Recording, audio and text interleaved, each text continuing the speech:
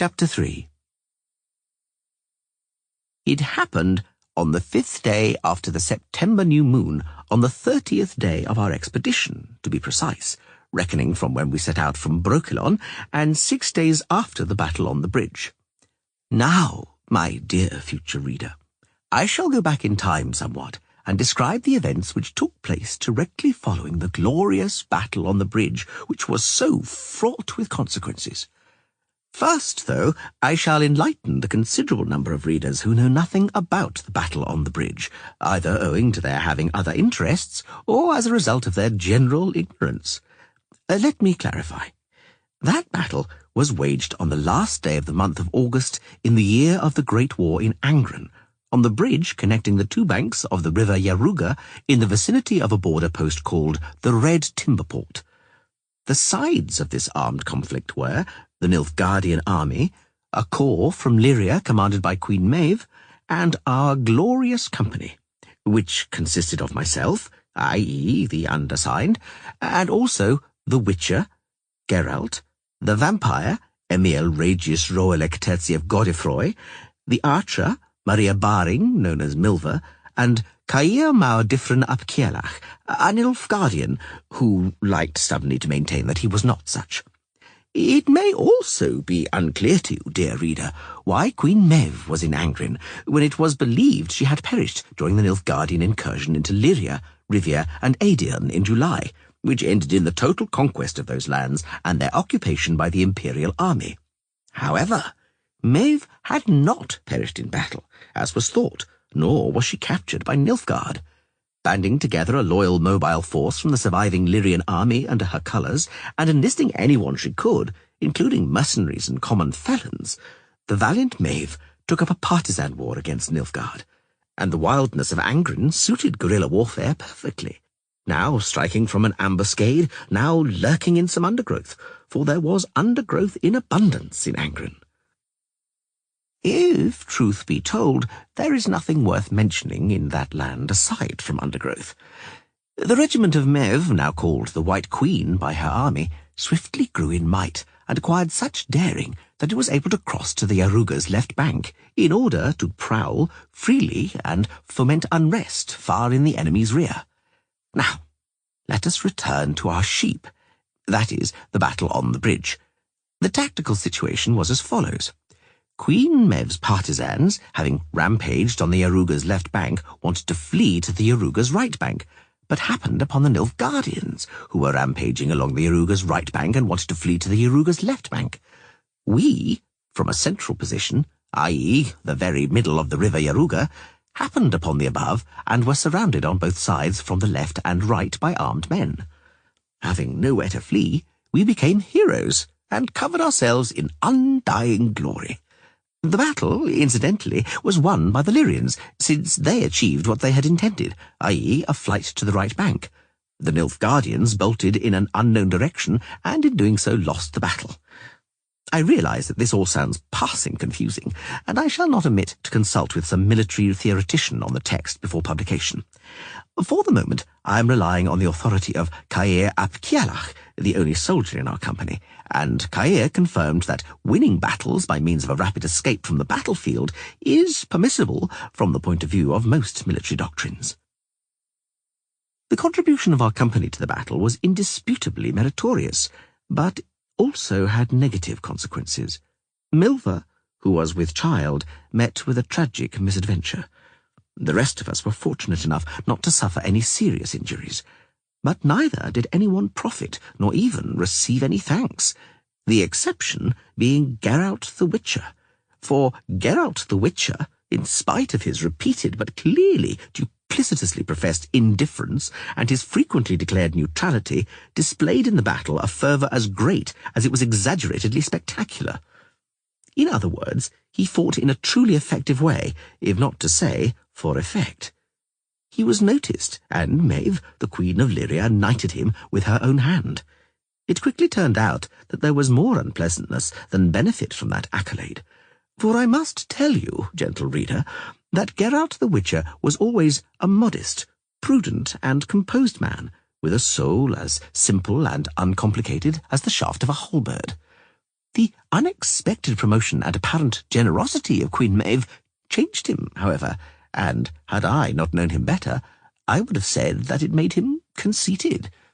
Instead of vanishing from the scene as quickly and anonymously as possible, Geralt became mixed up in the royal retinue, enjoying his honour, took delight in the grace and favour, and relished his fame. But fame and renown were the last things we needed. I shall remind those that do not remember that the very same Geralt the Witcher, now dubbed a knight, was being sought by the intelligence services of all the four kingdoms in connection with the matter of the sorcerers' rebellion on the Isle of Thanev. Attempts were made to charge me, an innocent person, as honest as the day is long, with the crime of espionage. To that, one ought to add Milver, who had collaborated with Dryads and Scoia'tael, and who was embroiled, as it transpired, in the infamous massacre on the borders of Brokilon Forest. To that, one ought to add Cae ap Cialach, an Nilfgaardian, a citizen of an enemy nation, whose presence on the wrong side of the battle would have been arduous to explain or justify. It so happened that the only member of our company whose curriculum vitae was not besmirched by political or criminal issues was the vampire.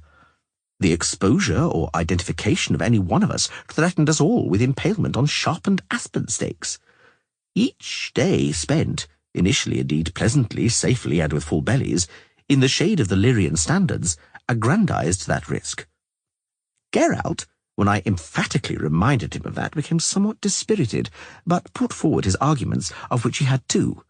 Firstly, following her disagreeable accident, Milver still required care and attention, and there were barber surgeons in the army. Secondly, Queen Maeve's army was marching east, towards Caed Dhu, and our company, before it changed direction and became embroiled in the battle described above, had also been heading to Caed Dhu, for we hoped to obtain some information from the Druids dwelling there to aid our search for Ciri. Patrols and lawless gangs prowling in Angren had driven us from our straight road to the aforementioned Druids.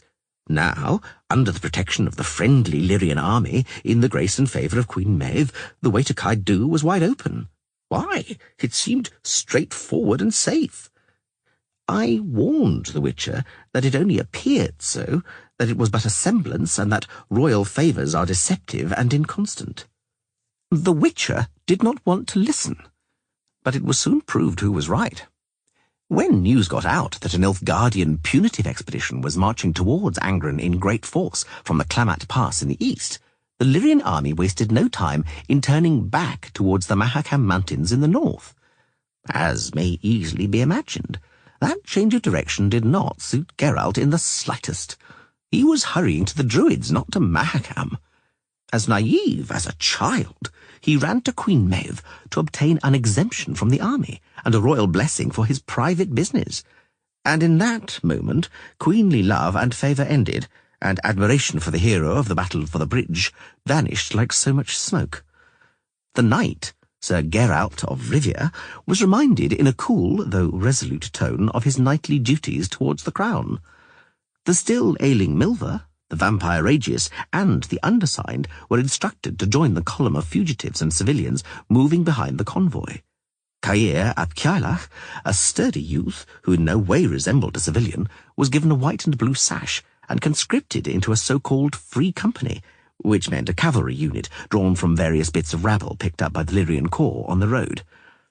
In this way, our company was sundered, and everything suggested that our expedition was definitively and resoundingly over. As you might imagine, dear reader, it was not the end at all. Nay, 'twas not even the beginning. Milver, once she had learned of this development, immediately declared herself fit and well. She was first to give the order to withdraw. Caer flung his royal livery into the bushes and bolted from the free company, and Geralt fled the opulent tents of the select knighthood.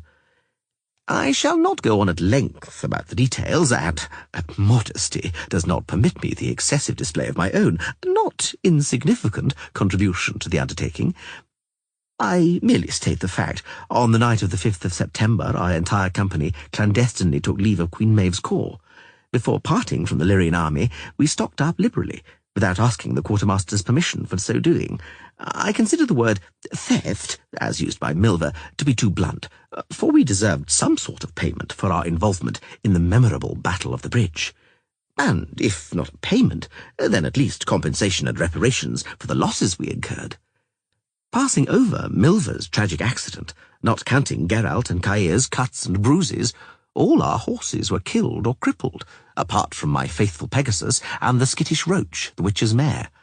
Thus, in lieu of compensation, we took 3 full-blooded cavalry steeds and 1 colt. We also took various bits of tackle, whatever fell into our hands. For the sake of fairness, I shall add that we subsequently had to throw half of it away. As Milver said, that can happen when you steal in the dark. The most useful things were taken away from the army stores by the vampire Rages, who can see better in the dark than by day. Rages additionally diminished the defensive capabilities of the Lyrian army by 1 fat, mousy grey mule, which he led from the pen so expertly that not a single beast snorted or stamped a hoof. Stories about animals smelling vampires and reacting to their smell in panicked fear cannot thus be believed, unless it refers to certain animals and certain vampires. I shall add that we kept said mousy grey mule for some time. Following the loss of the colt, which later bolted in the forests of Riverdale, alarmed by wolves, the mule carried what was left of our belongings. The mule was called Dracul. It was so named by Rages immediately after being stolen, and so it remained.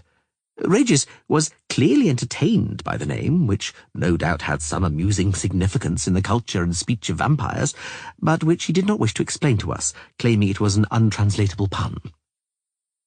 In this way, our company found itself on the road again, and the previously lengthy list of folk who did not like us grew even longer. Geralt of Rivia, an unblemished knight, had quit the ranks of the knighthood before his promotion had been confirmed by a single deed, and before the court heraldist had created a coat of arms for him. Cair ep Ciailach had already managed to fight in and desert from both armies in the great conflict between Nilfgaard and the Nordlings, earning a sentence of death in absentia in both. The rest of us were in no better a situation. After all, a noose is a noose, and the importance of why one is to hang is extremely slight, whether for discrediting knightly honour, desertion, or christening an army mule Dracul. Let it not then astonish you, reader, that we made truly titanic efforts to considerably increase the distance between us and Queen Maeve's corps. We rode south with all possible speed towards the Yaruga, intending to cross to the left bank, not only in order to put the river between us and the Queen and her partisans, but because the wildernesses of Riverdale were less dangerous than war-torn Angrin. It would have been far more judicious to travel to the Druids in Caidu along the left and not the right bank. Paradoxically so, since the left bank of the Yaruga belonged to the hostile Nilfgaardian Empire. The father of the left bank conception was Geralt the Witcher, who, after leaving the fraternity of swaggering knighthood, had regained the greater part of his reason, ability to think logically, and customary caution. The future was to show that the Witcher's plan was fraught with consequences, and determined the fate of the entire expedition, but more about that later. When we reached the Yaruga, there were already plenty of Nilfgaardians there who had crossed the reconstructed bridge at the Red Timber Port and were continuing the offensive against Angren, and probably further against Temeria, Mahakam, and the devil only knows where else the Nilfgaardian General Staff was planning to attack. Crossing the river right away was out of the question. We had to hide and wait for the army to move on. So, for 2 whole days we hunkered in the riverside osiers, cultivating rheumatism and feeding the mosquitoes. To make matters worse, the weather soon declined. It drizzled, was windy as hell, and our teeth were chattering from the cold. I do not recall such a cold September among the many Septembers engraved in my memory. It was then, my dear reader, having found paper and pencil among the supplies borrowed from the Lyrian convoys to kill time and forget about our discomforts, that I began to record and immortalize some of our adventures. The foul, rainy weather and enforced inactivity spoiled our mood and prompted various dark thoughts, particularly in The Witcher. Geralt had long since begun counting the days separating him from Ciri, and each day we were not on the road pushed him, in his opinion, further and further away from the girl. Now, in the wet osiers, in the cold and rain, the Witcher became gloomier and more evil with each passing hour. I also noticed he was limping heavily, and when he thought no one could see or hear, he swore and hissed from the pain. For you ought to know, dear reader, that Geralt had suffered broken bones during the Sorcerer's Rebellion on the Isle of Thaneth. The fractures had knitted and been healed thanks to the magical efforts of the Dryads of Brokilon Forest, but apparently had not stopped troubling him. Thus, the Witcher was suffering, so to say, from both bodily and spiritual pain. It made him absolutely livid, so we steered clear of him. And once again he was persecuted by dreams. On the morning of the 9th of September, while he was sleeping off his guard duty, he terrified us all by springing up with a cry and drawing his sword. It looked as though he were in a frenzy, but fortunately it subsided at once. He went away, but was soon to return with a gloomy demeanour. He announced, in so many words, that he was breaking up the company with immediate effect and continuing on his way alone, since awful things were occurring somewhere. Time was running out, it was becoming dangerous, and he didn't want to put anyone at risk or take responsibility for anyone. He talked and argued so tediously and unconvincingly that no one wanted to discuss it with him. Even the usually eloquent vampire dismissed him with a shrug, Milver by spitting, and Cair with the terse reminder that he was responsible for himself, and that as far as risks went, he did not carry a sword to give his belt ballast. Afterwards, however, everybody fell silent and stared knowingly at the undersigned, no doubt expecting me to avail myself of the opportunity and go back home. I probably do not have to say that they were most disappointed. The incident persuaded us, nonetheless, to discard our lethargy and drove us to a bold deed, that of crossing the Yaruga. I confess that the undertaking aroused my anxiety, for the plan was to swim across at night, to quote Milver and Cair, hanging onto the horses' tails. Even if it had been a metaphor, and I suspect it was not, I somehow could not imagine it for myself or my steed Pegasus, upon whose tail I would have to depend during the crossing. Swimming, to put it mildly, was, and is, not one of my strong points. Had Mother Nature wanted me to swim, in the act of creation and the process of evolution, she would have equipped me with webbed fingers, and the same applied to Pegasus. My fears turned out to be in vain, at least with regard to swimming behind a horse's tail, for we crossed using a different method. Who knows if it was not even more insane? We crossed in a truly impudent manner, beneath the reconstructed bridge at the Red Timber Port, under the very noses of the Nilfgaardian Guard and patrols. The undertaking, it turned out, only appeared to be a demented effrontery and mortal gamble, and in reality passed off without a hitch. After the front-line units had crossed the bridge, transport after transport, vehicle after vehicle, flock after flock, wandered this way and that. There were also crowds of various kinds, including civilian flotsam and jetsam, among which our company did not stand out at all, nor were we conspicuous. Thus, on the 10th day of September, we all crossed to the left bank of the Yaruga, only once being hailed by the guard, at whom Cair, wrinkling his brow imperiously, shouted back something menacing about imperial service, backing up his words with the classically military and ever-effective "for fuck's sake." Before anyone had time to grow curious about us, we were already on the left bank of the Yaruga and deep in the Riverdale forest, for there was only a single highway there, heading south, and neither the direction nor the profusion of Nilfgaardians hanging around it suited us. At our first camp in the forests of Riverdale, I was also visited at night by a strange dream. Unlike Geralt's, it was not about Ciri, but the sorceress Yennefer. The dream was curious, unsettling.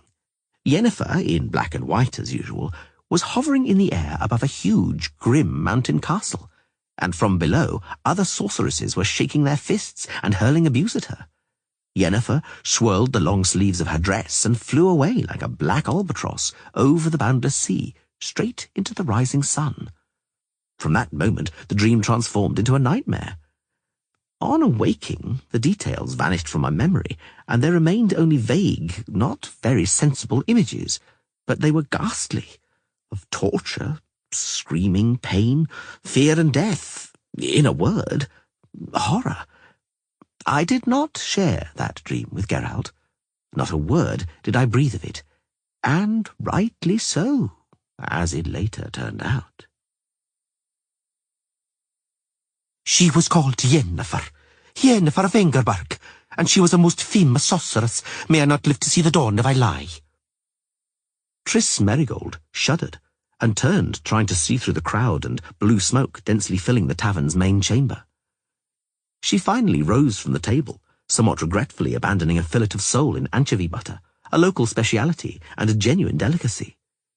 She was not roaming the taverns and inns of Bremervoord to eat delicacies, however, but to obtain information. Apart from that, she had to watch her figure. The crowd of people she had to squeeze among was already dense and tight. In Bremervoord, people loved stories and passed up no opportunity to listen to new ones, and the sailors who visited there in great numbers never disappointed. They always had a fresh new repertoire of sea tales. Naturally, the vast majority were invented, but that didn't make the slightest difference. A tale is a tale, and has its own rules. The woman who was telling the story, and who had mentioned Yennefer, was a fisherwoman from the Isles of Skellige. Stout, broad-shouldered, and with close-cropped hair, and, like her four companions, dressed in a waistcoat of narwhal skin, worn to a sheen. "It were the 19th day of the month of August, in the morning after the second night of the full moon," the islander began, raising a mug of ale to her lips. Her hand, Triss noticed, was the colour of old brick, and her exposed, knotty arm must easily have measured 20 inches in girth. Triss's waist measured 22. "At the crack of dawn," the fisherwoman continued, her eyes sweeping over her audience's faces, "our smack put to sea, into the sound twixt Anne Skellig and Spigaroog, to the oyster grounds, where we usually set our salmon gillnets. We made great haste, for a storm were nigh, the heavens darkening cruelly from the west. We had to pluck the salmon from the nets quick, for otherwise, as you knows yoursel, when at last, after a storm, you can venture forth to sea, only rotten, chewed heads remain in the nets, and all the catches for naught." Her audience, residents of Bremervoord and Sidaris in the main, mostly living from the sea and dependent on it for their existence, nodded and murmured their understanding. Triss usually saw salmon in the form of pink slices, but also nodded and murmured because she didn't want to stand out. She was there incognito, on a secret mission. "We sail into port," the fisherwoman went on, draining her mug and indicating that one of the listeners could buy her another. "We sail in and are emptying the nets, and blow me if Gudrun, Sturla's daughter, doesn't start yelling at the top of her voice and pointing to starboard. We look, and summat's flying through the air, and it ain't a bird. My heart stopped for a tick, for at once I'm thinking it's a wyvern or young gryphon. They sometimes fly over Spigaroog, true enough, but generally in the winter, usually with a west wind blowing. But meanwhile that black thing, if it don't splash into the water, and a wave shoves it directly into our nets. It gets tangled up in the net and splashes around in the water like a seal. Then all of us, we were 8 fishwives in all, catch the net and heave it on board, and do our gobs fall open. Blow me if it ain't a woman, in a black gown, as black as any crow. She's all caught up in the net, twixt 2 salmon, of which one, as I live and breathe, must have weighed almost 3 stone. The fisherwoman from Skellige blew the froth from her refilled mug and took a deep draught. None of the listeners commented or expressed any disbelief, although not even the oldest among them could remember a salmon of such impressive weight being landed. "The black-haired woman in the net," the islander continued, "is coughing, spitting seawater and thrashing about, and Gudrun, who's expecting, is frantically yelling, 'It's a kelpie, a half-rue!' But any fool could see it weren't no kelpie, for a kelpie would have ripped up the net long since, and besides, what monster would let itself be lugged onto a fishing smack? And it ain't no half-ruer neither, for it don't have a fishy tail, and a mermaid always has one. And it fell into the sea from the sky, didn't it? And who's seen a kelpie or half-ruer flying in the sky? But Skadi, Una's daughter, she's always hasty, so she starts yelling, 'Kelpie!' too, and ups and grabs the gaff, and aims at the net with it. and there's a blue flash from the net, and Scuddy squeals. The gaff goes left, she goes right, strike me down if I'm lying. She throws 3 somersets and bangs Erstone on the deck. Ha! Turns out a sorceress in a net's worse than a jellyfish, a scorpioner, or a numbing eel. And on top of that, the witch starts cursing something horrible. And the net starts a hissing, a stinking and a steaming as she works her magic inside. We sees it won't be no picnic. The islander drained her mug and wasted no time in reaching for the next one. Ain't no picnic, she belched loudly, and wiped her nose and mouth, to catch a witch in a net. We can feel as I live and breathe that the magic's making the smack roll harder. No time to hang around. Britta, Karen's doctor, presses the net with her foot, and I grabs an oar and whack, whack, whack. The ale splashed high and spilled over the table, and several mugs fell on the floor. The listeners wiped their cheeks and brows, but none of them uttered a word of complaint or admonishment. A tale is a tale, and has its own rules. The witch understood who she were up again.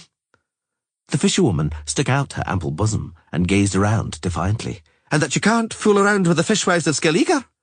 She said that she was surrendering to us willing-like, and vowed not to cast any charms or incantations, and gave her name as Yennefer of Vengerberg. Her listeners murmured. Barely 2 months had passed since the events on the Isle of Thaneth, and the names of the traitors bribed by Nilfgaard were remembered. The name of the celebrated Yennefer, too. We takes her, the fisherwoman continued, to Jarl Krach and Crete, in Keir Trolder and Ardskellig. Never seen her after that. The Jarl was away on an expedition, but they said when he returned, he first received the witch harshly, but later treated her polite and courteous. And I was just waiting to see what kind of surprise the sorceress would conjure up for me for whacking her with an oar. I thought she'd bad-mouth me before the Jarl.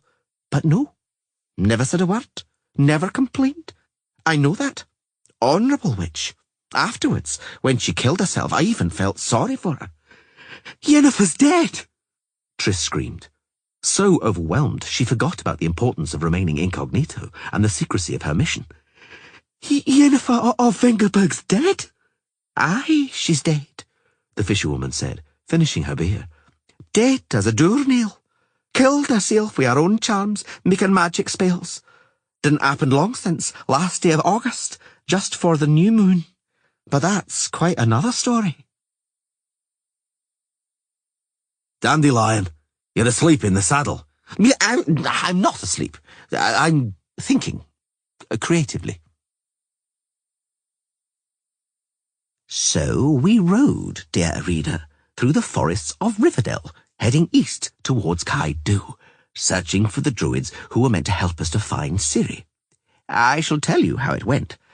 Before that, though, for the sake of historical truth, I shall write a little about our company and each of its members. The vampire Regius was more than 400 years old. If he was not lying, it meant he was the oldest of us all. Of course, it might have been Poppycock, but who could check?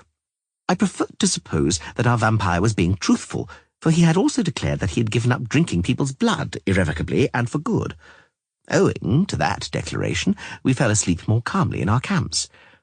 I noticed that in the beginning, Milva and Caer would fearfully and anxiously feel their necks after awaking, but they quickly stopped doing that. The vampire Regis was, or seemed to be, an utterly honourable vampire. If he said he would not drink their blood, then he would not. He did possess flaws, however, which did not result at all from his vampiric nature. Regis was an intellectual, and liked to demonstrate it. He had the annoying habit of giving statements and truths with the tone and expression of a prophet, to which we swiftly stopped reacting, since the statements he gave were either genuine truths, or sounded like the truth, or could not be proved, which in essence amounted to the same thing. But what was truly unbearable was Regis's habit of answering a question before the person asking had finished formulating it. Why, occasionally, even before the questioner had begun formulating it. I always took that seeming expression of supposed high intelligence more as an expression of boorishness and arrogance, and those qualities which suit university or courtly circles are hard to bear in a companion with whom one travels stirrup by stirrup, day in, day out, and who sleeps under the same blanket at night. Serious squabbles did not, however, occur owing to Milva.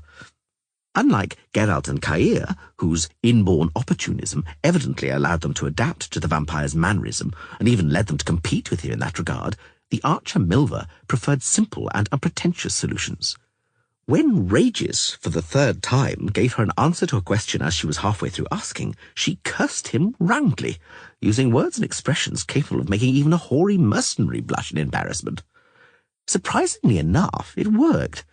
The vampire lost his annoying mannerism in the blink of an eye, the conclusion thus being that the most effective defence against intellectual domination is roundly to affront the domineering intellectual. Milva, it seems to me, had been greatly affected by her tragic accident and loss. I write "it seems to me," for I am aware that, being a man, I cannot imagine what such a loss means for a woman. Though I am a poet and a man of the quill, even my educated and trained imagination betrays me here, and I can do nothing. The archer swiftly regained her physical fitness, which could not be said for her mental state. It often happened that she would not utter a word throughout the whole day from dawn to dusk. She would disappear and remain isolated, which worried everyone somewhat, until finally a crisis occurred.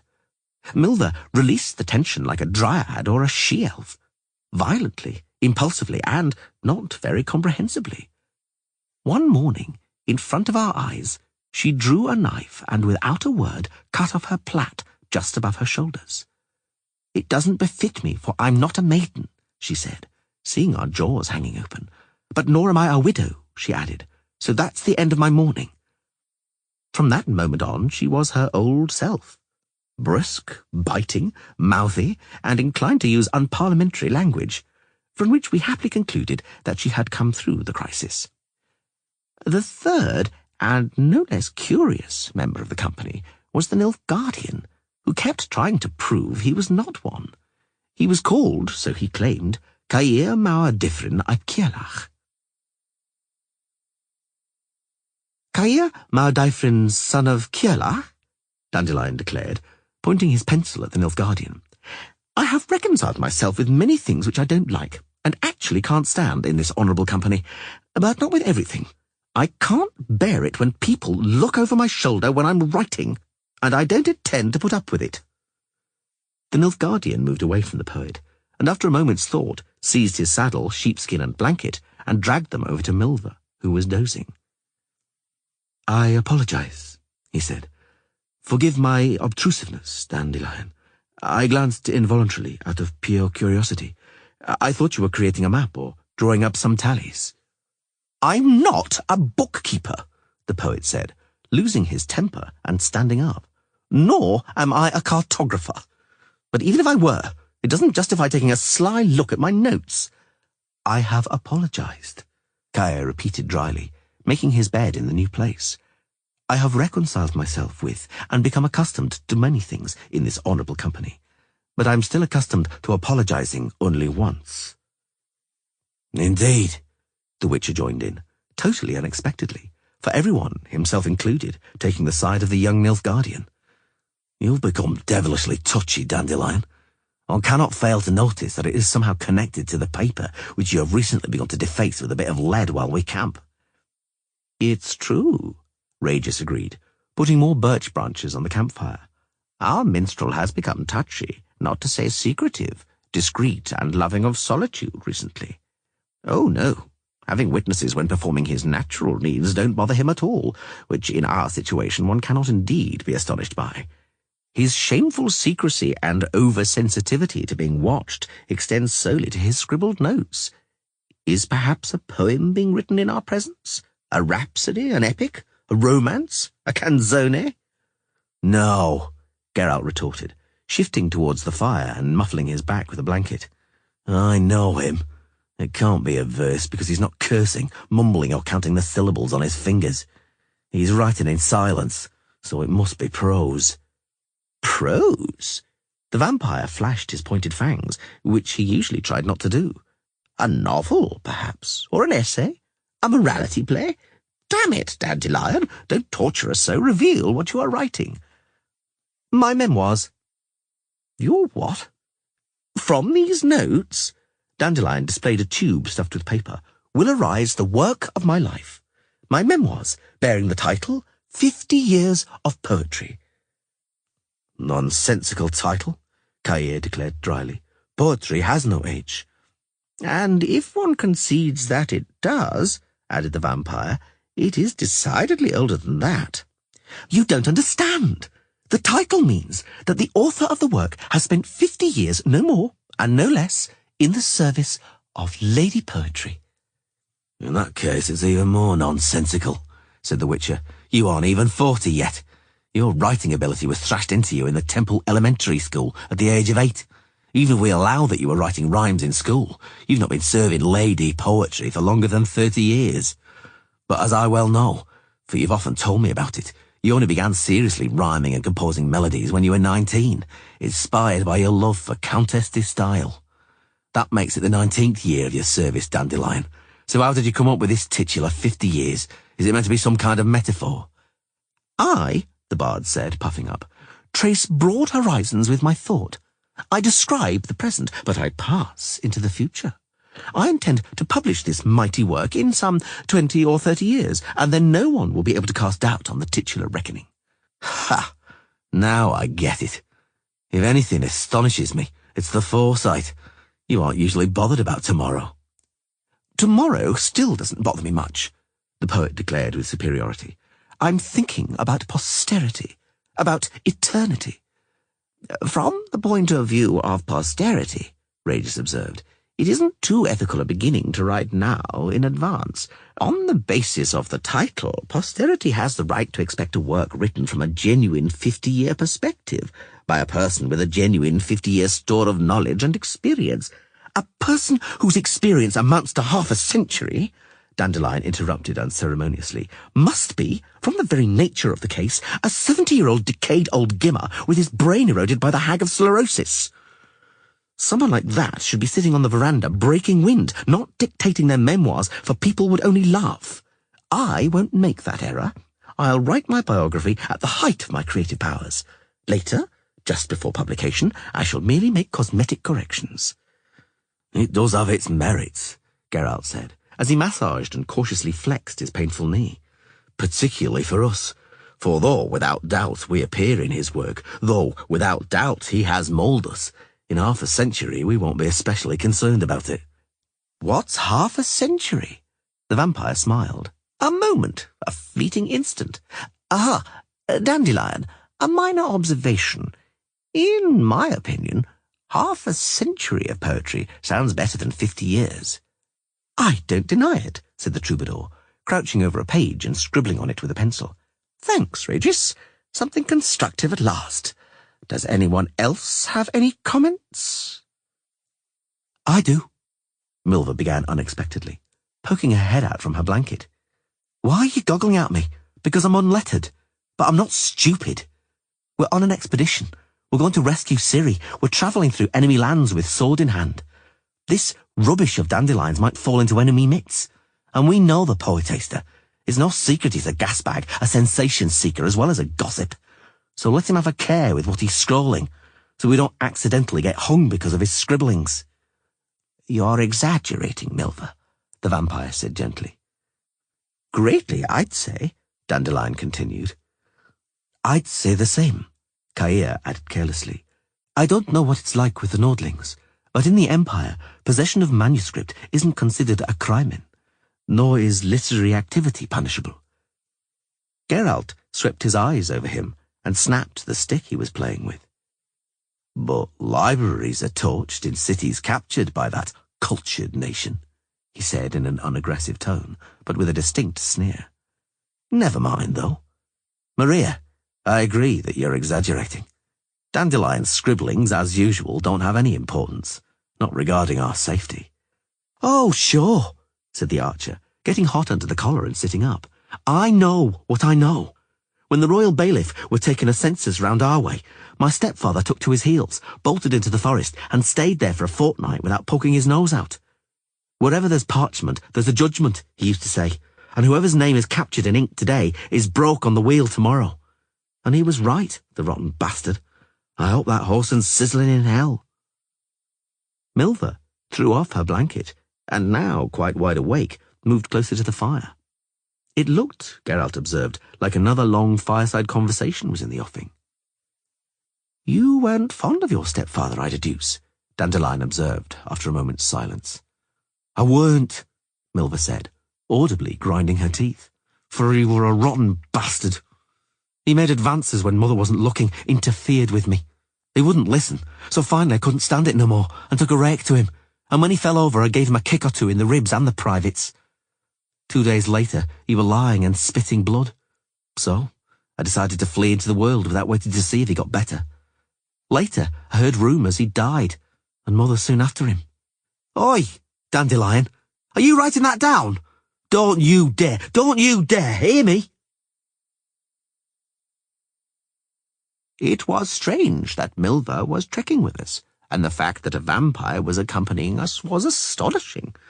Nonetheless, strangest, if not simply incomprehensible, were the motives of Caer, who had suddenly changed from an enemy into, if not a friend, then certainly an ally. The youngster had proved that at the battle on the bridge, unhesitatingly standing with sword in hand beside the Witcher against his countrymen. By this deed he gained our appreciation and conclusively dispelled our suspicions. In writing "our," I have in mind myself, the vampire, and the archer, for Geralt, though he had fought shoulder to shoulder with Caer, though they had looked death in the eye side by side, was still mistrustful of the Nilfgaardian, and did not like him. He did admittedly try to hide his resentment, but he was, as I believe I have already mentioned, as simple as a spear shaft, incapable of pretending, and his aversion crept out at every turn, like an eel from a rotten trap. The reason was clear. It was Ciri. It had been my lot to be on the Isle of Thanedd that July new moon, when the bloody battle took place between sorcerers loyal to the kings and traitors incited by Nilfgaard. The traitors were helped by the squirrels, rebellious elves, and Caer, son of Caelach. Caer had been on Thanedd. He had been sent there on a special mission. He was to have seized and abducted Ciri. Ciri wounded him defending herself. Caer had a scar on his left hand, at the sight of which my mouth always went dry. It must have been hellishly painful, and he still could not bend 2 of his fingers. And after all that, we rescued him on the ribbon, when his own countrymen were carrying him away to cruel torture in fetters. Why, I ask? For what misdeeds did they want to execute him? Or was it only for the defeat on Thanedd? Caer is not garrulous, but I have a sensitive ear even for monosyllables. The lad is not yet 30, but looks as though he were a high-ranking officer in the Nilfgaardian army.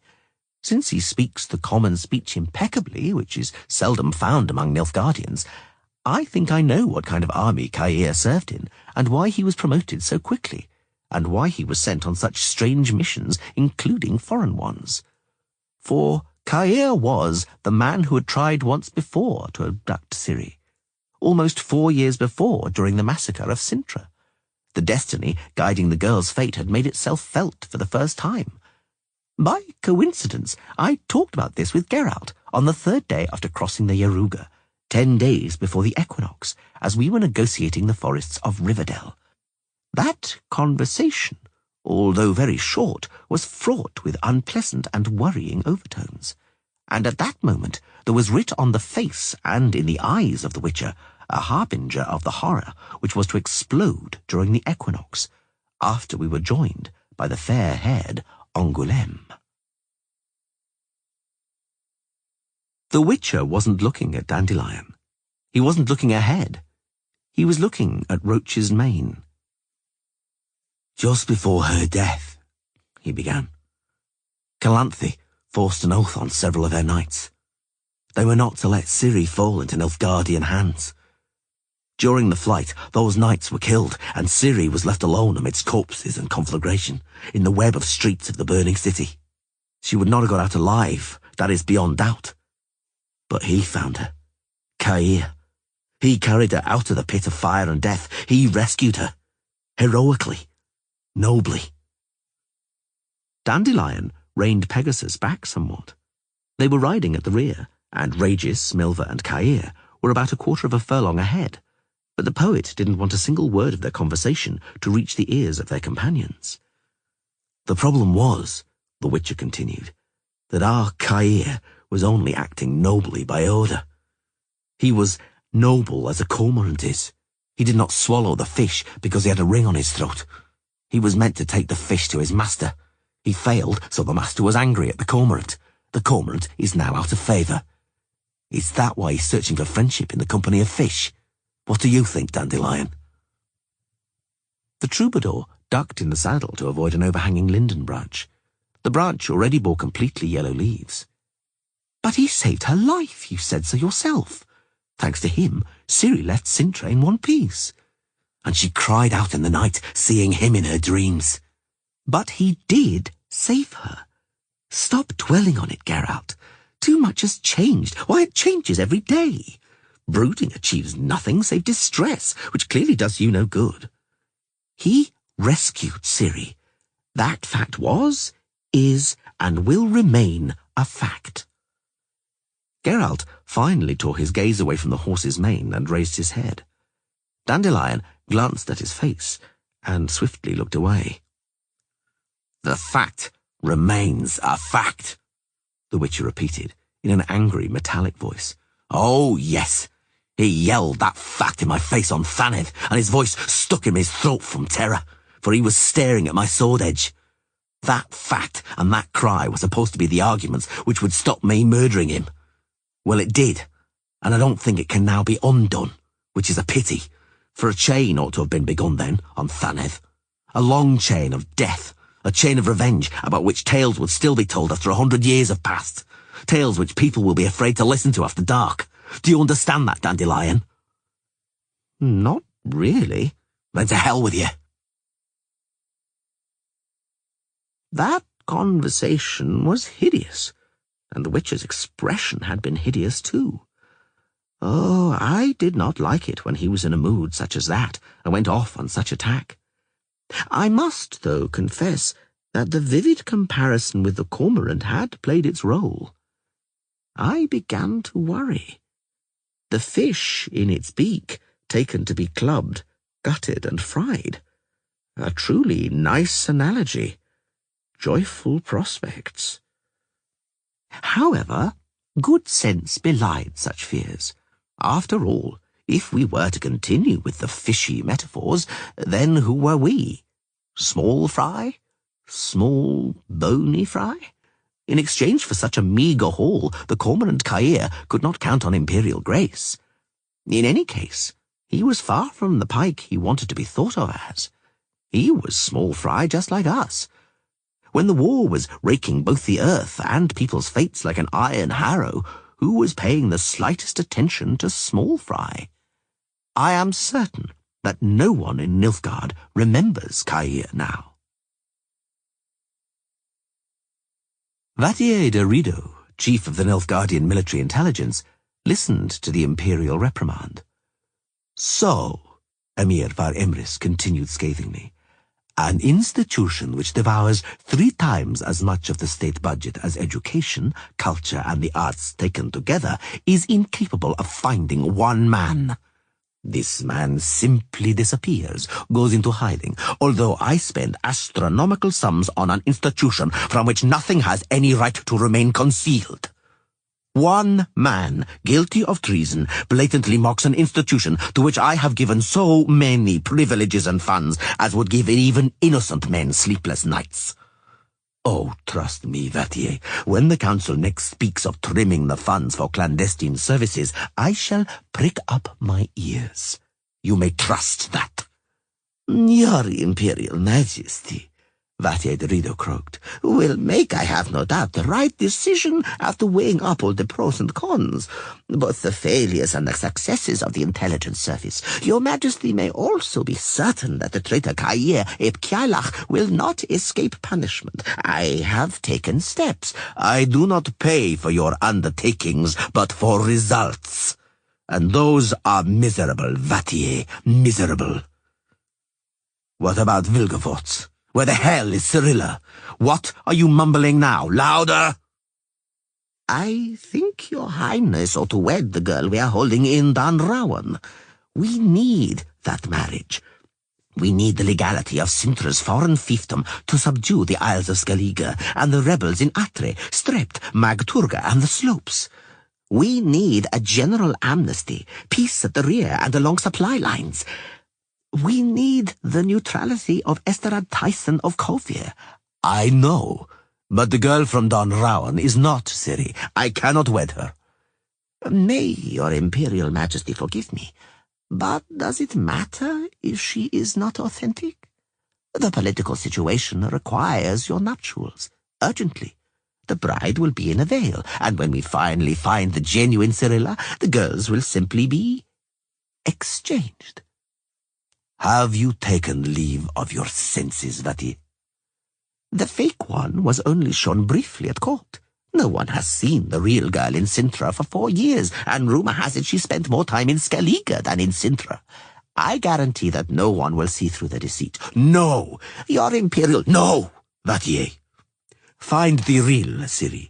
Pull your finger out. Find Ciri. Find Kair and Vilgefortz. Vilgefortz in particular.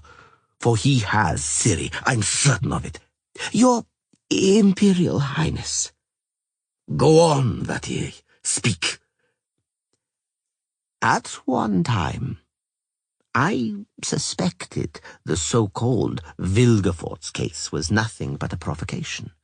That the sorcerer had been murdered or is being imprisoned, and the spectacular and clamorous hunt allows Dijkstra to slander us and to justify his brutal repression. I've had similar suspicions. Ah, you have? This was not made public in Redania, but my agents informed me that Dijkstra found one of Vilgefortz's hideouts, and within it, evidence of the sorcerer's bestial experiments on people. To be precise, on human fetuses and women with child. If Vilgefortz had Cirilla, I fear that continued searches for her... Silence, damn it! On the other hand, Vatier de Rideau quickly added, looking at the Emperor's furious face, all of that may be disinformation intended to denigrate the sorcerer. That would be Dijkstra's style. You're paid to find Vilgefortz and take Ciri from him, for God's sake, not to digress and make conjectures. Where is Tony Owl? Still in Giso?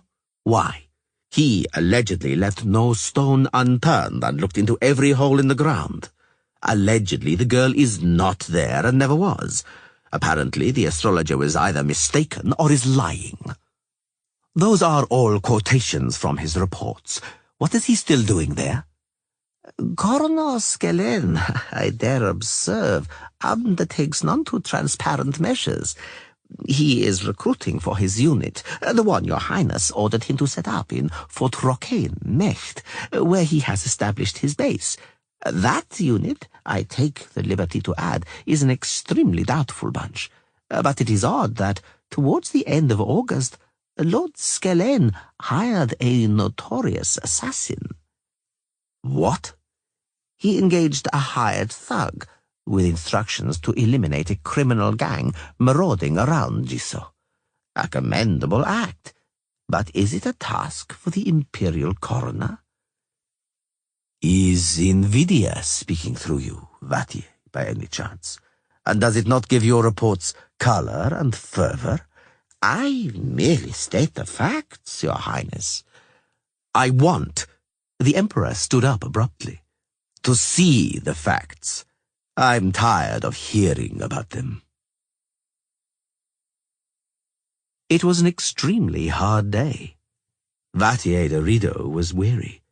In his schedule for that day, he had planned an hour or two of paperwork, intended to protect him from drowning in pending documents, but the thought of it made him shudder. No, he thought. Easy does it. It can wait. I'm going home. No, not yet. My wife can wait. I'll go to Cantarella, to my gorgeous Cantarella with whom I can relax so pleasantly. He quickly made up his mind. He simply rose, took his cloak, and left, a gesture full of disgust holding off his secretary, who was trying to force a leather portfolio of urgent documents onto him. Tomorrow. Tomorrow is another day. He left the palace by the rear exit, which opened onto the gardens, and walked along a path lined with cypresses. He passed an ornamental pond where a carp, introduced by Emperor Torres, was approaching the venerable age of 132 years, as testified by a golden commemorative medal attached to the gills of the immense fish. "Good evening, Viscount." Vattier released the dagger concealed in his sleeve with a short movement of his forearm. The hilt slid into his hand by itself. "Very risky, Ryance," he said coldly. "Very risky, showing your burned countenance in Nilfgaard, even as a magical teleprojection." "You noticed, and Vilgefortz assured me that if you didn't touch me, you wouldn't guess it was an illusion." Vattier put the dagger away. He had not guessed it was an illusion at all, but now he knew. "You are too great a coward, Ryance," he said, "to show yourself here in person. You know what would befall you if you did." "Is the Emperor still so determined to seize me, and my master Vilgefortz?" "Your insolence is disarming."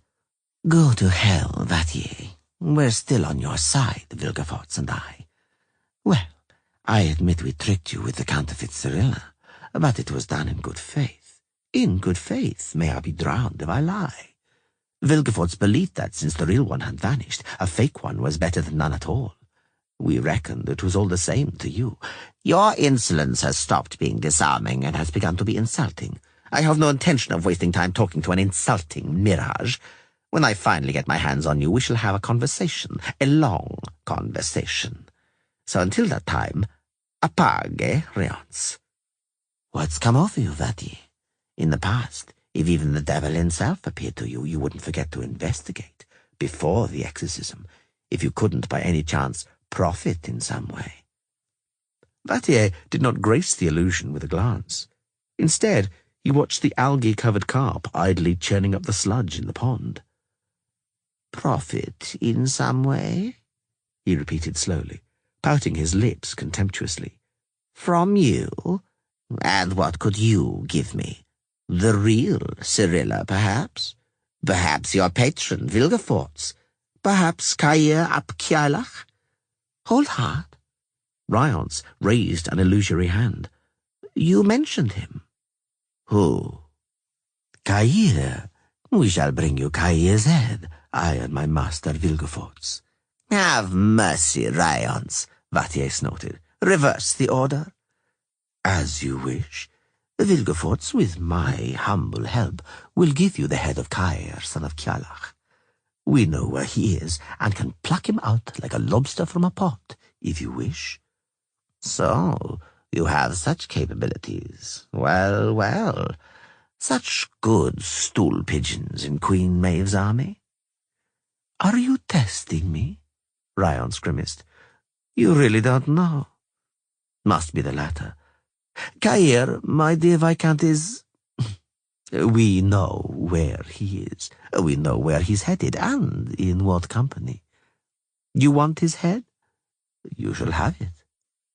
"A head," Vattier smiled, "which won't be able to tell anyone what really happened on Thaneth." "That's probably for the best," said Ryance cynically. "Why give Caer the chance to talk? Our task is to ease, not exacerbate, the animosity between Vilgefortz and the Emperor. I shall bring you the mute head of Caer ap Cialach. We'll do it in such a way that it looks like your, and only your, achievement. Delivery in the next 3 weeks." The ancient carp in the fish pond fanned the water with its pectoral fins. That beast, thought Vattier, must be very wise. But why does it need that wisdom? It's still the same sludge and the same water lilies. "Your price, Ryance?" "A trifle. Where is Stefan Skellen, and what is he plotting?" "I told him what he wanted to know."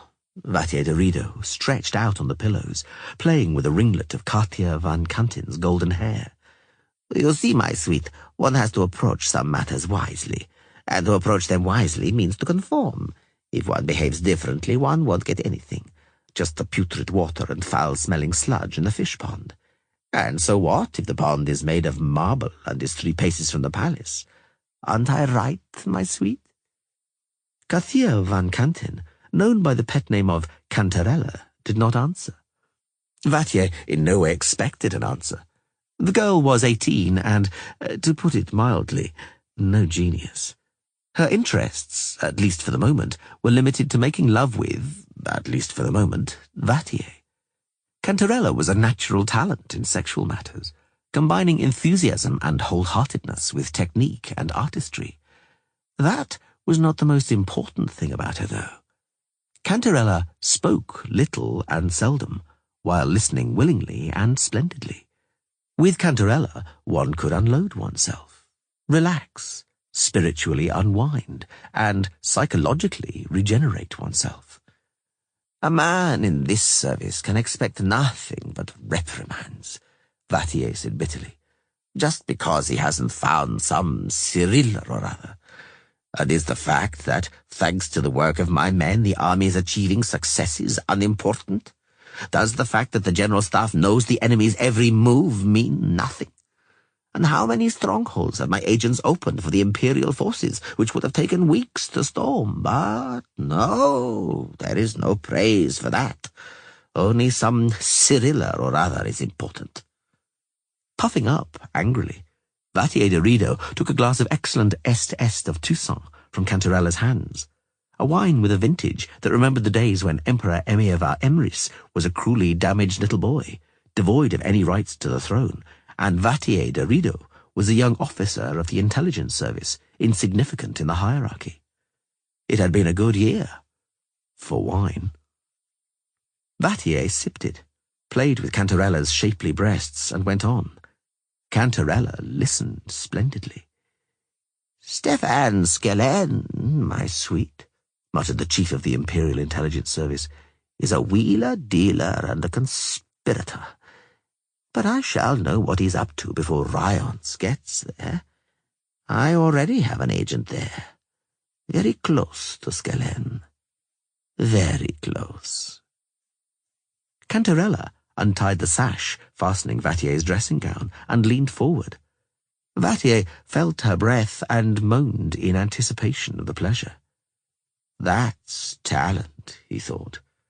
And then the soft, hot touch of velvety lips drove all thoughts from his head.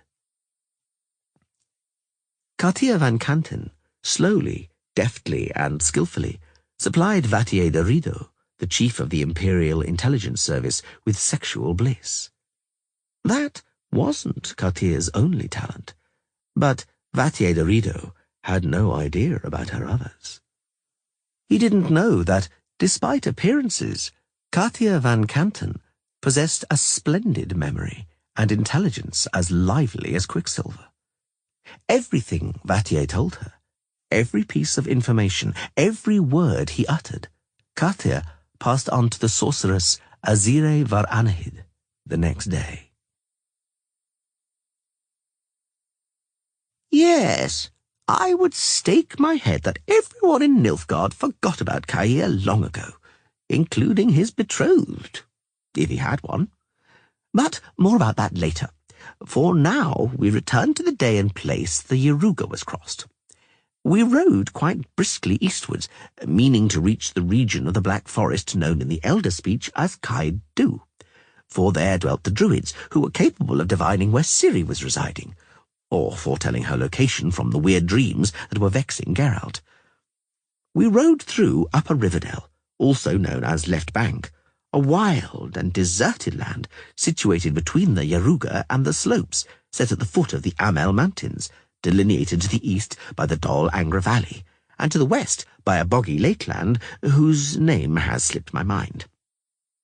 No one laid any specific claim to that land, and so it was never rightly known to whom it actually belonged or who governed it. In that respect, it seems, the successive monarchs of Temeria, Sodden, Sintra, and Rivia, who, with varying results, treated Left Bank as a fiefdom of their kingdoms, and occasionally tried to drive home their arguments using fire and sword, had some say, and, subsequently, the Nilfgaardian army arrived from beyond the Amel Mountains, and no one had anything more to say, or any doubts about issues of fiefdom or territorial rights. Everything south of the Yaruga belonged to the Empire. As I write these words, plenty of lands to the north also belong to the Empire. Owing to a lack of precise information, I do not know how many or how far to the north. Going back to Riverdale, permit me, dear reader, a digression concerning historical processes. The history of a given territory is often created and formed by accident, as a side effect of the conflicts between external forces. A given land's history is very often created by foreigners. Foreigners are the cause, but the effects are always invariably borne by the local people. That rule fully applied to Riverdale. Riverdale had its own folk, indigenous Riverdellers. The unceasing years of scrambles and struggles had transformed them into beggars and forced them to migrate. Their villages and settlements had gone up in smoke, and the ruins of homesteads and fields were transformed into fallow land and swallowed up by the wilderness. Trade fell into decline, and caravans avoided the neglected roads and tracks. The few Riverdellers who remained turned into coarse Boers. They mainly differed from wolverines and bears by the fact that they wore breeches. At least some of them did. I mean, some of them wore breeches, and some of them differed from the beasts. They were, generally speaking, an unobliging, crude, and boorish nation, and utterly devoid of a sense of humour. The dark-haired daughter of the forest beekeeper tossed her plait over her shoulder, and resumed turning the quern with furious vigour. Dandelion's efforts were in vain.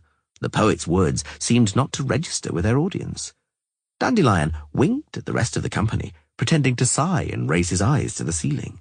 But he did not quit. "Let me," he repeated, grinning.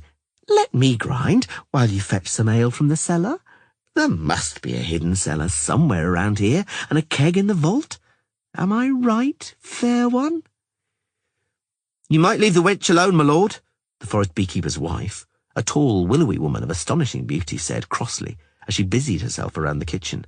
"I already told 'ee, there ain't no ale here." "You've been told near a dozen times, my lord," the forest beekeeper said, backing up his wife, breaking off from his conversation with the Witcher and the vampire. "I shall make you pancakes with honey, and then you'll eat. But leave the wench in peace to grind the corn for meal, for without meal even a sorcerer cannot make a pancake. Let her be. Let her grind in peace." "Did you hear that, Dandelion?" called the Witcher. "Leave the girl alone, and go and do something useful. All right, your memoirs." "I fancy a drink. I fancy a drink before eating. I have some herbs. I'll brew myself an infusion. Granny, would there be any hot water in this cottage?" "Hot water, I'm asking. Would there be any?" An old woman, the forest beekeeper's mother, sitting on the stove bench, raised her head from the sock she was darning. "There would, Pat, there would," she muttered. "Only it be cold but now."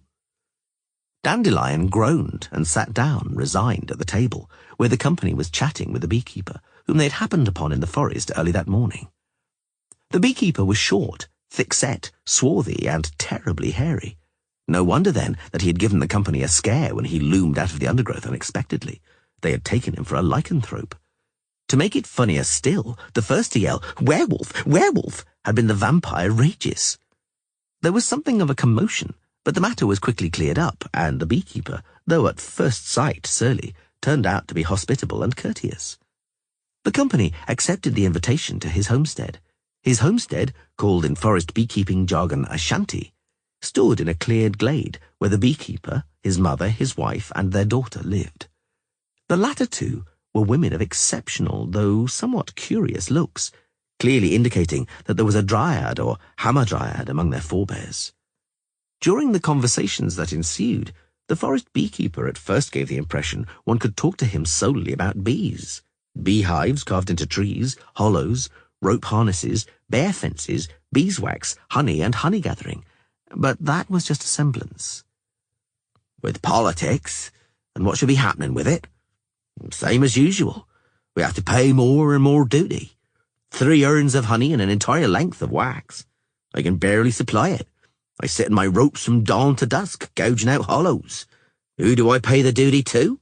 To whoever calls. How am I to know who's in power now? Some time since, they've been speaking Nilfgaardian. I hear we're now an imperial provenance, or something like that. I pay for the honey, if I sell any, an imperial coin, with the emperor's head stuck on it. His mush is more comely, though cruel. You'll know him right away, if you get my drift. 2 dogs, one black and the other ruddy, sat facing the vampire, raised their heads and started to howl. The beekeeper's hamadryad wife turned back from the hearth and hit them with her broom. "That'd be an evil sign," the beekeeper said, "when hounds howl in broad daylight. Kind of thing. What was I supposed to be talking about?" "About the druids of Kaidu." "Eh? So you wasn't jesting, my lord? You rightly mean to go to the druids? Sick of life, are you? That way is death. He who dares to venture into the mistletoe's clearings is seized, shoved into a wicker doll and roasted over a slow flame." Geralt looked at Regis, and Regis winked at him. They both knew the popular rumours about the druids, and every last one was fabricated.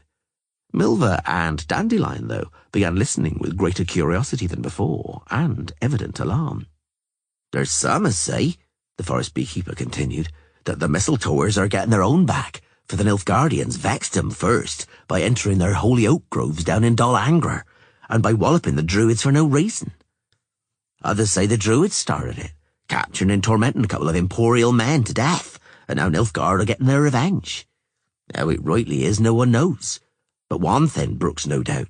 The druids catch people, puts them in the wicker woman and burns them. To venture among them is certain death." "We are not afraid," Geralt said calmly. "Certainly." The forest beekeeper eyed the Witcher, Milver, and Kair up and down. Kair was just entering the cottage, having groomed the horses. "It is evident you're fearless folk, valorous and armed. Eh? Wouldn't be no fear journeying with the likes of you, But the mistletoers ain't in the Black Grove presently. Your toils and travels would be in vain. Nilfgaard pressed 'em, drove 'em from Kaidu. They ain't there presently." "How so?" "Thus it is. The mistletoers have fled." "Fled where?" The forest beekeeper glanced at his hamadryad wife and said nothing for a moment. "Fled where?" the Witcher repeated. The beekeeper's tabby cat sat down before the vampire and meowed frightfully. The hamadryad hit it with her broom. "It be an evil sign when a tomcat mews in broad daylight," the beekeeper mumbled, strangely embarrassed. "But the druids, they fled for the slopes. Right enough. I speak the truth. To the slopes." "A good 60 miles south," Dandelion estimated, in quite a casual, even cheerful voice, but he fell silent when he saw the Witcher's expression. Only the ominous meowing of the cat, promptly driven outside, could be heard in the silence that fell. "Well," the vampire began, "what difference does it make to us?" The next morning brought more surprises, and riddles which were quickly solved. "A pox on it," said Milver, who was the first to scramble out of the hay barrack, awoken by the commotion. "Well, I'll be blowed! Look at that, Geralt!" The clearing was full of people. At first glance, it could be seen that 5 or 6 forest beekeeping families were gathered there. The Witcher's trained eye also picked out several fur trappers and at least 1 tar maker. Taken together, there were 12 men, 10 women, 10 adolescents of both sexes, and the same number of little children. The gathering was equipped with 6 wagons, 12 oxen, 10 cows, and 4 goats, a fair number of sheep, and also plenty of dogs and cats, whose barking and meowing could definitely be considered a bad omen in such circumstances. "I wonder," Kair said, rubbing his eyes, "what this means." "Trouble?" Dandelion replied, shaking the hay from his hair. Regis said nothing, but wore a curious expression. "Please, break your fast, noble lords," said their friend the forest beekeeper, approaching the rick, accompanied by a broad-shouldered man. "Breakfast is ready, milky porridge and honey. And if I may introduce Jan Cronin, headman of us forest beekeepers." "Pleased to meet you," the Witcher lied, without returning the bow, partly because his knee was paining him intensely. "And this crowd, how did they get here?" "Type of thing?" The beekeeper scratched the back of his head. "As you see, winter's coming. The trees have bare fences, the hollows have been gouged out. Time we return to the slopes and read Bruno, store away the honey for winter, you know. But it is perilous to be in the forests, alone." The headman cleared his throat. The beekeeper glanced at Geralt's face and seemed to shrink a little. "You were mounted and armed," he grunted. "Valorous and bold. Anyone can see it. Wouldn't be no fear travelling with the likes of you, and it would be commodious for you. We know every path, every track, every copse and hole, and we can feed you." "And the druids," Gaia said coldly, "have left Kaidu and headed for the slopes, where you want to go. What a remarkable coincidence." Geralt walked slowly over to the forest beekeeper and grabbed him by the front of his coat, but a moment later thought better of it, released him and smoothed down his garments. He said nothing and asked nothing, but in any case the beekeeper hurried to explain. "I spoke the truth, I swear. May the earth swallow me up if I lie. The mistletoers have gone from Kaidu. They ain't there." "And they're in the slopes, are they?" Geralt growled. "Where you are headed, you and this rabble of yours. And you want to travel with an armed escort? Speak, fellow, but take heed. The earth is indeed liable to cleave open." The beekeeper lowered his eyes and looked down apprehensively at the ground beneath his feet. Geralt kept meaningfully silent. Milva, finally understanding what it was all about, cursed foully. Gaia snorted contemptuously. "Well?" the Witcher urged. "Where were the druids making for?" "Who knows, my lord?" the beekeeper finally mumbled. "But they may be in the slopes, just as well as they might be anywhere else. There's a plenitude of mighty oak groves in the slopes, and druids are fond of oaks." Aside from Headman Cronin, both Hamadryads, mother and daughter, were now standing behind the beekeeper.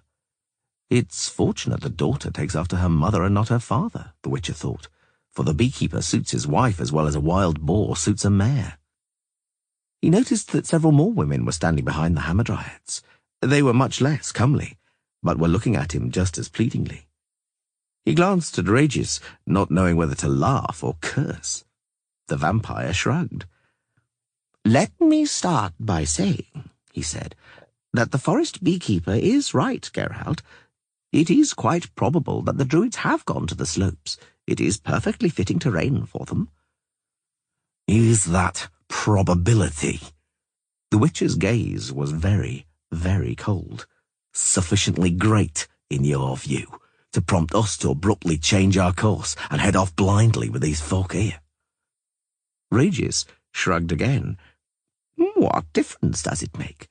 Think it over. The druids are not in Kaidu, so we ought to eliminate that direction of travel. Neither can a return to the Yaruga, I'd venture, be an option, and so all remaining directions are equally good." "Really?" The temperature of the Witcher's voice now equalled his gaze. "And which of those that remain, in your view, would be most advisable? The one with the forest beekeepers, or a quite different one? Will you, in your infinite wisdom, undertake to stipulate that?" The vampire turned slowly towards the forest beekeeper, headman, the Hamadryads, and the other women. "What is it," he asked gravely, "you fear so much, good folk, that you seek an escort? What arouses this fear in you? Speak plainly." "Oh, my lord," Jan Cronin whined, and the most genuine horror appeared in his eyes. "I'm glad you asked. Our way goes through the dank wilderness, and it's ghastly there, my lord. There are, my lord, bracolacs, vampirodes, endurags, gryphones, and all kind of monstrosities. Why, barely 2 Sundays since, a leshy snatched my son-in-law. He only managed to rasp, and that was him, dead. Do you not wonder that we're afeard to go that way with our women and bairns, eh?" The vampire glanced at the Witcher, and his face was very grave. "My boundless wisdom," he said, "suggests I stipulate that the most advisable direction is whichever is most advisable for the Witcher." We set off northwards, towards the slopes, a land lying at the foot of the Amel Mountains. We set off in a great procession which contained everything: young women, forest beekeepers, fur trappers, women, children, young women, domestic livestock, household paraphernalia, and young women. And a hell of a lot of honey. Everything was sticky from the honey, even the girls. The train moved at walking and wagon speed, but the pace of the march did not falter, for we did not stray, but marched with ease. The beekeepers knew the tracks, paths, and causeways between the lakes. But that knowledge came in useful. Oh, how it did, for it began to drizzle, and suddenly the whole of bloody Riverdale was plunged into a fog as thick as cream. Without the beekeepers, we would surely have lost our way or sunk somewhere in the mire. Neither did we have to waste time or energy organising and preparing victuals. We were fed thrice a day, amply, if simply, and were permitted to laze around for some time after each repast. In short, it was wonderful.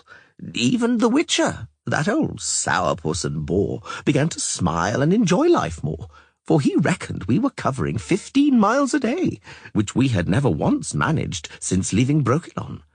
The Witcher had no work, for though the dank wilderness was so dank it would have been difficult to imagine anything danker, we did not encounter any monsters. Sure, at night, spectres howled a little, forest weepers moaned, and will-o'-the-wisps capered on the bogs, but nothing remarkable. It was a tiny bit worrying, in truth, that once again we were travelling in quite an accidentally chosen direction, and once again without a precisely defined destination. But, as the vampire rages articulated, it is better to go forward without an aim than loiter without an aim, and with surety much better than to retreat without an aim. "Dandelion, strap that tube of yours on securely. It would be a shame for half a century of poetry to break free and get lost in the ferns." "No fear, I shan't lose it, be certain of it, nor let anyone take it from me. Anyone wanting this tube will have to wrest it from my cooling corpse. Might one know, Geralt, what provokes your peals of laughter? Let me hazard a guess. Congenital imbecility?" It so happened that a team of archaeologists from the University of Castel-Grappion, conducting excavations in Beauclair, dug through a layer of charcoal, indicating a great fire, to an even older layer, estimated to date from the 13th century. In that layer, a cavern formed by the remains of walls and sealed by clay and lime was excavated, and in it, to the great excitement of the scholars, were 2 perfectly preserved human skeletons, those of a woman and a man. Beside the skeletons, apart from weapons and countless small artifacts, was a tube made of hardened leather and measuring 2.5 feet long. A coat of arms with faded colours depicting lions and lozenges was embossed on the leather. Professor Schliemann, a distinguished specialist in the sigillography of the Dark Ages, who was leading the team, identified the coat of arms as the emblem of Rivia, an ancient kingdom of unconfirmed location. The archaeologists' excitement reached its peak, since manuscripts were kept in similar tubes in the Dark Ages, when the container's weight permitted the supposition that there was plenty of paper or parchment preserved inside. The tube's excellent condition offered hope that the documents would be legible and throw light on the shadowy past. The centuries were about to speak. It was an exceptional surprise, a victory of science which could not be squandered. Linguists and scholars of extinct languages were prudently summoned from Castel Grappion, along with specialists capable of opening the tube without the risk of even the slightest damage to the valuable contents. Meanwhile, rumours of treasure had spread through Professor Schliemann's team. It so happens that those words reached the ears of three characters known as Zdaib, Billygoat, and Camille Ronstetter, who'd been hired to dig out the clay. Convinced that the tube was literally stuffed full of gold and valuables, the three aforementioned diggers, under cover of darkness, swiped the priceless artifact and fled with it to the forest. Once there, they lit a small fire and sat down around it. "What are you waiting for?" Billygoat said to Zdaib. "Open up that pipe." "Won't give," Zdaib complained to Billygoat. "It's as tight as a horse-un." "Stand on the sodding bitch," Camille Ronstetter advised. The hasp of the priceless find gave way under Zdaib's heel, and the contents fell out onto the ground. "Bugger the sodding bitch," Billygoat yelled in astonishment. "What is it?" The question was foolish, for at first sight it could be seen they were sheets of paper, for which reason Zdaib, rather than answer, took one of the sheets and brought it up to his nose. He examined the curious-looking signs for a long while. "It's writing," he finally stated authoritatively. "They're letters." "Letters?" Camille Ronstetter roared, paling in horror. "Written letters? What a bitch." "Writing? Meaning spells?" Billygoat jabbered, his teeth chattering in terror. "Letters? Meaning witchery? Don't touch it, son of a sodding bitch. You might catch something from it." Zdaib didn't need telling twice, throwing the page onto the fire and nervously wiping his trembling hands on his breeches. Camille Ronstetter kicked the rest of the papers into the campfire. After all, children might chance upon that foul stuff. Then the three hurried away from that dangerous place. The priceless writing from the Dark Ages burned with a tall, bright flame. For a few short moments, the centuries spoke, with a soft whisper of paper blackening in the fire. And then the flame went out, and darkness covered the earth. Hoevennagel, Dominic Bombastus, born 1239, became rich in Ebbing, conducting trade on a great scale, and settled in Nilfgaard. Respected by previous emperors, he was appointed Burgrave and Director of Mines in Vennendaal by Emperor Jan Calvit, and, as reward for services rendered, was given the office of Mayor of Navoigen. A faithful imperial adviser, Hoevennagel had the emperor's favour and also participated in many public affairs. Died 1301. While still in Ebbing, Hoevennagel was engaged in numerous charitable works, supported the needy and impoverished, and founded orphanages, hospitals and nurseries, putting up plentiful sums for them. A great enthusiast of the fine arts and sport, he founded a comedic theatre and stadium in the capital, both of which bore his name. He was regarded as a model of probity, honesty, and mercantile decency. Effenberg and Talbot, Encyclopaedia Maxima Mundi, Volume 7.